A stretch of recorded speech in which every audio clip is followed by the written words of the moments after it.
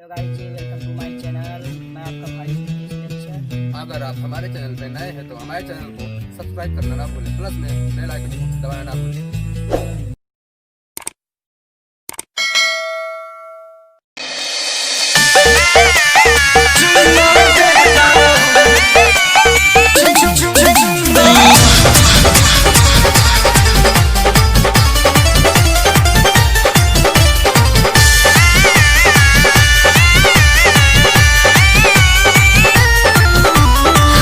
Lockdown में town से घरे जिद करता रह तू सोते के जोरे। अरे दूर रहा। लॉकडाउन में टाउन से घरे जिद करता रह तू सोते के जोरे। तो ठीक है कैला बाकी सुत जा भर पेट खा के। तो ठीक है कैला बाकी सुत जा भर पेट खा के। अरे बुझला जानी चुम्मा देता का जानी चुम्मा देता काहे? मुँह में से मिठाई जड़ी लगा के। जानी चुम्मा देता मुँह में से मिठाई जड़ी लगा के। ओहो अरे दूर रहा।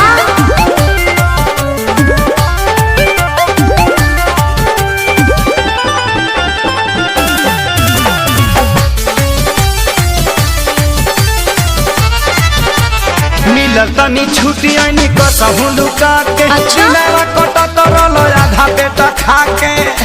का बताई? अच्छा कुछ दिन ना दूर हमसे रह पिया। देहिया पाया के जनी ढह पिया। पता बा हमारा काहे खातिर आइल बड़ो गुस्सा के। पता बा हमारा काहे खातिर आइल बड़ो गुस्सा के। जौन सोचत बड़ा ना होई। जानी चुम्मा देता चुप रहा। जानी चुम्मा देता ना मनवा। मुँह में से मिठाई जड़ी लगा के। जानी चुम्मा देता मुँह में से मिठाई जड़ी लगा के। और जीत काहे पहले बड़ा।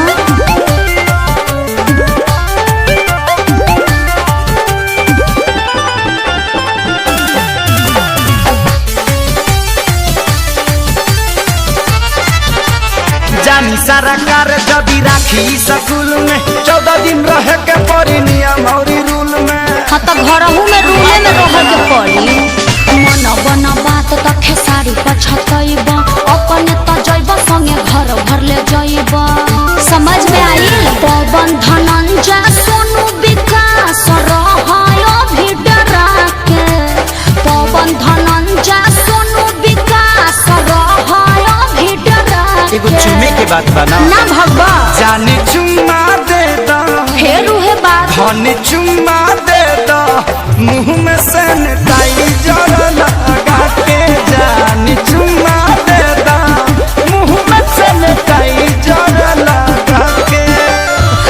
लॉकडाउन में टाउन से घरे जिद करता रह तो सोते के जोरे।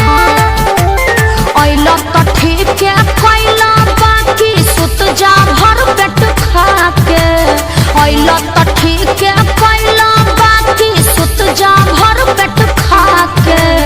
अरे बुझला जानी चुम्मा देता का जानी चुम्मा देता काहे? मुँह में से मिठाई जड़ी लगा के।